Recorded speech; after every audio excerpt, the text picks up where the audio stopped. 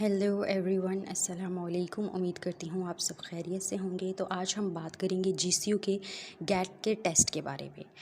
तो सबसे पहले हम सिंपल जो पैटर्न है उसकी बात कर लेते हैं कि हमारे पास जो 40% होगा वो गैट का पोर्शन होगा, जिसमें हमारे पास इंग्लिश के 15 एमसीक्यूज़ होंगे, फिर मैथ्स के 15 एमसीक्यूज़ होंगे और एनालिटिकल रीजनिंग के हमारे पास 10 एमसीक्यूज़ होंगे। और उसके बाद जो हमारे पास 60% होगा वो सब्जेक्ट मेजर से आएगा, यानी कि मोस्टली सब्जेक्ट्स का ये पार्ट भी एमसीक्यूज़ का होता है, जैसे केमिस्ट्री हो गया, फिज़िक्स हो गया। लेकिन जब इंग्लिश की बात करते हैं तो आपका जो सब्जेक्ट का मेजर होता है, जो यानी कि जो हमारे पास 60% है वो आपके पास सब्जेक्टिव आएगा। वो आपका रिटन टेस्ट होगा जीसीयू में। मोस्टली में जो इंग्लिश टेस्ट होता है वो रिटन ही होता है। इसकी मार्किंग कुछ इस तरह से होगी कि हमारे पास 40 मार्क्स का ऐसे होगा और हमारे पास 20 मार्क्स की पोम होगी। मोस्टली यूनिवर्सिटीज़ में एक ही स्टेटमेंट दी जाती है और उसको कंपलसरी कर दिया जाता है। लेकिन जीसीयू में आपके पास 3 to 4 स्टेटमेंट्स होंगी, जिसमें से आपको एक अटेम्प्ट करना होगा। और जो पोम होगी वो आपके पास एक ही होगी, जिसको आपको काइंड ऑफ लिटरेरी एनालिसिस जिसका करना होगा। रिटन टेस्ट की मार्किंग थोड़ी टफ़ होती है, तो इसलिए आपको रिटन पे भी बहुत फोकस करना है। और गैट पोर्शन जो 40% का है, जाहिर सी बात है उसका भी काफ़ी रोल है, तो आपको गैट पोर्शन भी अच्छे से प्रिपेयर करना होगा। मैंने भी इनका फ़ेज़ 1 टेस्ट दिया था, तो मैं अपनी आपसे एक्सपीरियंस भी बाद में शेयर करूँगी और क्या क्या चीज़ें थी वो भी आपको बताऊँगी। विदाउट वेस्टिंग टाइम हम बात करते हैं कि ऐसे किस तरह का होता है। बेसिकली आपके पास 3 से 4 स्टेटमेंट होते हैं, जिसमें से एटलीस्ट एक या 2 स्टेटमेंट जो होती हैं वो आपके पास लिटरेरी थ्योरी के रिलेटेड होती हैं। तो इसका हम ये कह सकते हैं कि अगर आप लिटरेरी थ्योरीज़ और उसके इम्पॉर्टेंट जो वर्क्स होते हैं कुछ ऑथर्स के, वो अच्छे से प्रिपेयर कर लें तो आपका जो ऐसे है वो कवर हो जाएगा 40 मार्क्स का।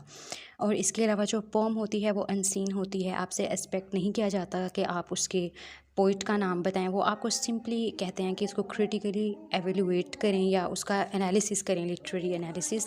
तो वो सिंपली आप जब लिटरेरी टर्म्स और थीम्स को देखते हुए उसको अच्छे से एनालाइज कर लोगे तो आपको मार्क्स मिल जाएंगे। लेकिन मैंने नोट किया है काफ़ी फ्रेंड्स जिन्होंने फ़ेज़ 1 दिया था, उन्होंने यही बात कही कि जो रिटन है वहाँ की जो मार्किंग थी वो स्ट्रिक्ट हुई थी, क्योंकि रिटन में ज़्यादा मार्क्स नहीं आए थे।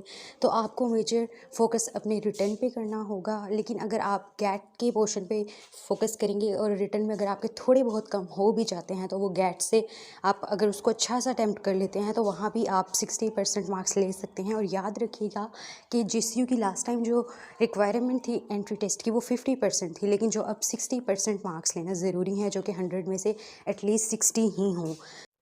तो अब मैं बात करती हूँ कि जो फ़ेज़ 1 में जो टेस्ट था उसमें चीज़ें कैसी थी। सबसे पहले जो गैट की बात करूँगी, तो जो इंग्लिश के 15 एमसीक्यूज़ थे वो मोस्टली सिनोनिम्स थे और एंटोनिम्स थे। और 5 सिनोनिम्स थे, 5 एंटोनिम्स थे और 5 सेंटेंस कंप्लीशन थी, जो कि मोस्टली टेंसेस थे।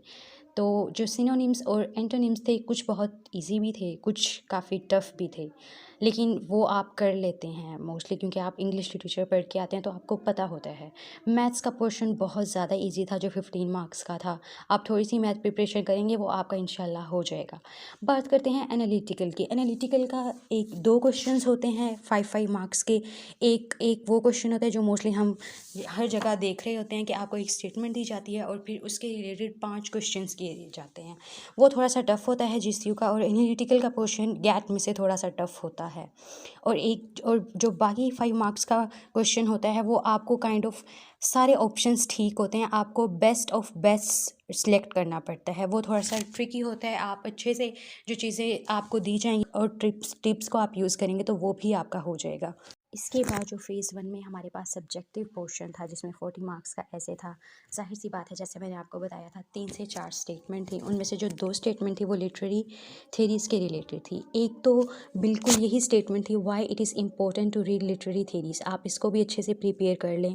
और एक स्टेटमेंट इस तरह से थी जो फेमिनिज़म के रिलेटेड थी कि वर्जीनिया वुल्फ को कोट किया गया था, इलिन शोवल्टर के एक work literature of their own को कोट किया गया था और उसके रिलेटेड एक क्वेश्चन आया था। इट मीन्स कि अगर आप इम्पोर्टेंट लिटरेरी थ्योरीज़ अच्छे से प्रिपेयर कर लेते हो तो आपका ऐसे वाला क्वेश्चन कवर हो जाता है। तो बेस्ट ऑफ लक गाइस।